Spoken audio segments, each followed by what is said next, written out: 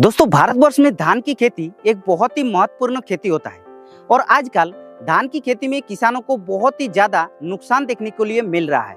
इसका मेन कारण हो रहा है कीट और रोग। तो कीट को तो पहचान पा लेते हैं किसान भाई कि हमारे फसल में तना छेदक या फिर जो पत्ता लपेट सुंडी होता है उसको तो पहचान लेते हैं, लेकिन जो रोग लगता है या फिर जो बीमारी बोलते हैं उसको पहचान नहीं पाते हैं। तो धान की फसल में बहुत सारे अलग अलग प्रकार की रोग या फिर बीमारियों का प्रकोप होता है, जैसे कि ब्लास्ट होता है। लेकिन ब्लास्ट का भी 3 प्रकार की होता है, एक तो होता है पेनिकल ब्लास्ट, एक होता है लीफ ब्लास्ट और एक होता है स्टेम ब्लास्ट। ये 3 प्रकार की ब्लास्ट होता है। और धान की फसल में बैक्टीरियल जनित बीमारियों का भी प्रकोप ज्यादातर देखने को मिलता है, जैसे कि BLB यानी कि जिसको बैक्टीरियल लीफ ब्लाइट बोलते हैं। तो ये सारे बीमारियों का जो प्रकोप होता है धान की फसल में, उसके लिए किसान भाई दवा तो छिड़काव करते हैं, लेकिन उसको सही से पहचान नहीं पाते हैं, जिस वजह से अलग बीमारियों का अलग दवा इस्तेमाल कर देते हैं और जो रोग होता है वो कंट्रोल नहीं होता है। तो आज हम इस वीडियो में आप लोगों को बताएंगे कि धान की फसल में जो बैक्टीरियल जनित बीमारी होता है उसको आप लोगों को कैसे कंट्रोल करना है, वो भी ऑर्गेनिक दवा को छिड़काव करके। क्योंकि इससे पहले वीडियो में हमने जो वीडियो डाला है उसमें तो हमने जो ब्लास्ट बीमारी लगता है धान के ऊपर, तो उसके बारे में डिटेल्स में हमने बताया है और उसको कंट्रोल करने के लिए दवा भी हमने उसमें बता दिया है।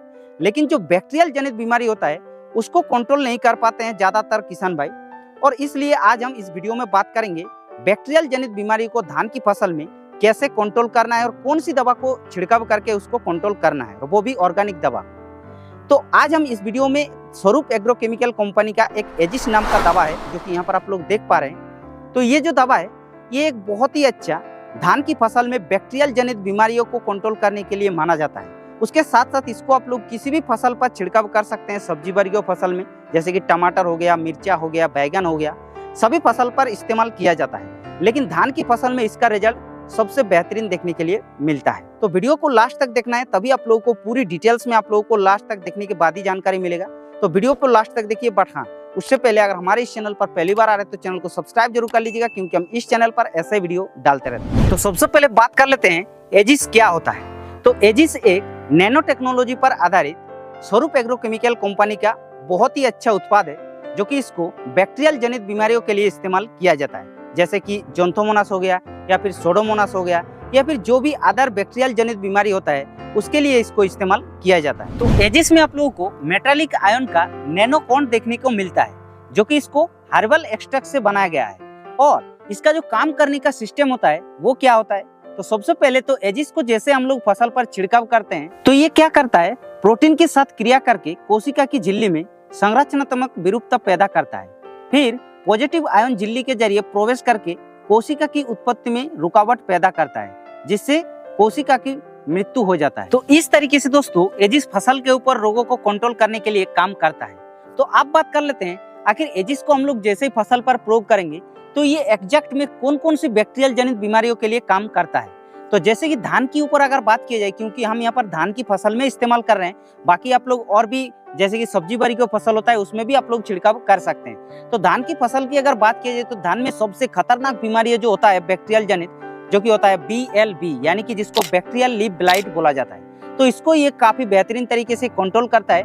उसके साथ साथ जैसे कि BLS यानी कि बैक्टीरियल लीफ स्ट्राइक, उसको भी ये काफी बेहतरीन तरीके से काम करता है। और एक चीज आप लोगों को बता देते हैं कि बैक्टीरियल जनित बीमारी सिर्फ धान के लिए ही काम नहीं करता है, ये अदर फसल में भी काम करता है। जैसे कि बैगन के ऊपर बात की जाए तो बैगन में आप लोगों का जो बैक्टीरियल लीफ स्पॉट होता है उसके ऊपर काम करता है, या फिर टमाटर में भी जो कि बैक्टीरियल लीफ स्पॉट होता है उसके ऊपर काम करता है, या फिर फल वर्गीय फसल में जैसे कि संतरा में आप लोगों को कैंकर वगैरह जो डिजीज लगता है उसके लिए काम करता है। और इसके अंदर एक खास बात यह है कि ये टुंग्रो वायरस जो कि धान की फसल में लीफ होपर के लिए लगता है, तो उसको भी ये बेहतरीन तरीके से कंट्रोल करता है। एक्चुअली ये जो वायरस लगता है उसको कंट्रोल नहीं करता है, लेकिन प्रिवेंटिव तरीके से अगर आप लोग इसको छिड़काव किया रहता है तो जो टुंग्रो वायरस होता है धान की फसल में उसको लगने नहीं देता है। तो इस तरीके से इतने सारे रोगों को ये एजिस काम करता है। अब बात कर लेते हैं एजिस को हम लोग कब, कैसे और कितने मात्रा में इस्तेमाल कर सकते हैं। तो दोस्तों एजिस को अगर आप लोगों को प्रयोग करना है तो सुबह के समय या फिर शाम को समय इस्तेमाल करना है।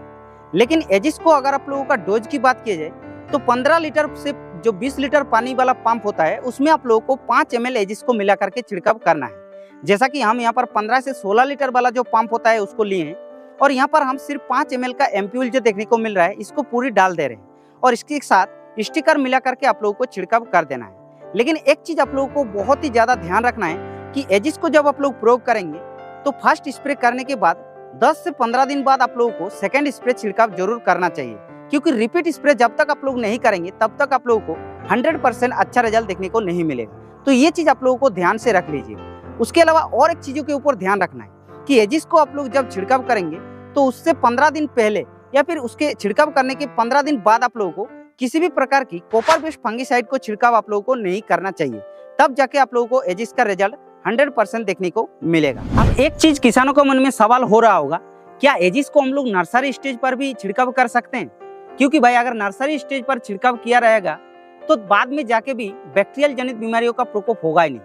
तो जी हाँ, आप लोग अगर नर्सरी स्टेज पर भी एजिस को छिड़काव करना चाहेंगे तो आप लोग कर सकते हैं, कोई दिक्कत नहीं है। उसके साथ साथ और एक चीज आप लोगों को बता रहे हैं कि एजिस के साथ आप लोगों को कोई भी प्रकार की दवा को एक साथ में मिला करके छिड़काव नहीं करना है। ये चीज आप लोगों को ध्यान रखना है। तो इस तरीके से दोस्तों, अगर आप लोग स्वरूप एग्रोकेमिकल कंपनी का एजिस को अपने फसल पर प्रयोग करते हैं बैक्टीरियल जनित बीमारियों को कंट्रोल करने के लिए, तो आप लोगों को बहुत ही बेहतरीन शानदार रिजल्ट देखने को मिल जाएगा। तो इस वीडियो में बस इतना ही। अगर आप लोगों का फिर भी मन में कुछ सवाल है तो नीचे आप लोग कमेंट करके मुझे जरूर से बताइएगा। और अगर वीडियो अच्छा लगा तो वीडियो को एक लाइक जरूर कर दीजिएगा। उसके साथ साथ हमारे इस चैनल पर पहली बार आ रहे हैं तो चैनल को सब्सक्राइब करके बेल आइकन को जरूर प्रेस कर लीजिएगा, क्योंकि हम इस चैनल पर जब भी न्यू वीडियो डालते हैं तो आप लोगों को तुरंत आप लोगों को नोटिफिकेशन मिल जाएगा। इसलिए आप लोगों को सब्सक्राइब जरूर कर लीजिएगा। तो इस वीडियो में बस इतना ही। तब तक के लिए जय हिंद, वंदे मातरम।